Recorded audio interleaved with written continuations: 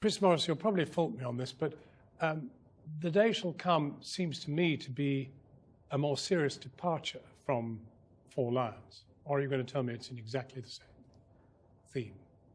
No, it's not exactly the same theme, because I think Four Lions is about 5 people who are terrorists. Right. And this is about a group of people who definitely aren't.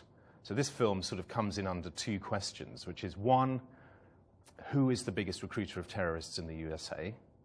And 2, what would you do if you were broke, about to lose your house, and someone offered you 100 grand?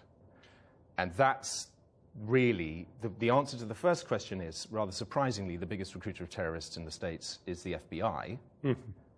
And the answer to the second one gives you the clue as to how our story works. Because the FBI have accidentally, it seems, developed a system which works rather well. And the system is, they make up a terrorist plot, they find someone to try and carry it out, and they arrest them for doing that. And then get the kudos for having fought the Great War against terrorism. Well, they get all sorts of things, really. I mean, it's quite complicated, but I guess the essential element of our story is that these people are not terrorists, but the government ends up putting them in jail for very long as if they were. Yes, 25, 30 years. And there's a close to 100% conviction rate in these cases.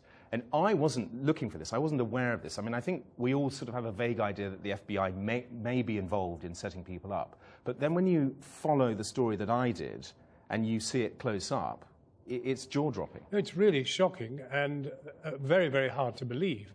And yet the statistics, once you lay them out, are quite extraordinary. I mean, we're talking about 100 incidents of the FBI doing this, 100 known incidents. More, actually, more. Yes, I mean, I say it's based on 100 true stories. That's Yeah. a sort of notional 100. It's in the right ballpark. It's more likely 300. But 300 times the FBI have managed to pin a crime on essentially innocent people who were just part of some casual grouping, who they trained to be terrorists and then arrested and jailed. yes, if I may take the FBI's side for a second, it sort of works like this. You're freaked out by 9/11. You have to cover yourself because you're implicated in some of the sloppy procedures that led to 9/11. So you talk the threat up. You say there's a sleeper cell in every city, and then you go and find it. Now, you don't know what you're looking for.